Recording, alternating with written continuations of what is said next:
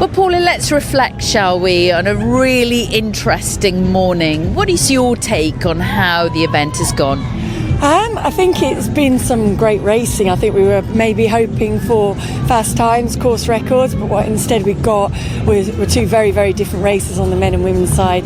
On the men's side, really hotted up to a very exciting race to watch pan out over the final 5-6 kilometres, and great to see Alex Matata rewarded for the hard work that he put in trying to break apart that group with the victory.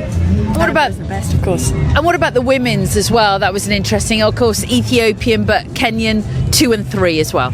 Yeah, and I think again, different way of racing it. Taya went out very, very hard, extremely fast, almost on world record pace, certainly on course record pace for the first 10k, and then really paid for that over the second half, but managed to hold on for the victory and a world leading time as well. And then Judy Kemboy worked hard to close that gap down and looked really strong in second, and actually moved through from quite far back in the first 5 kilometres. Speaking to the athletes, they've all said already how tricky the conditions were. What was your take, obviously, in the commentary position? But it was very windy, wasn't it, this morning? Well, I think the athletes talked about the wind, and when we're out here, it's difficult to feel that when you're standing on the course.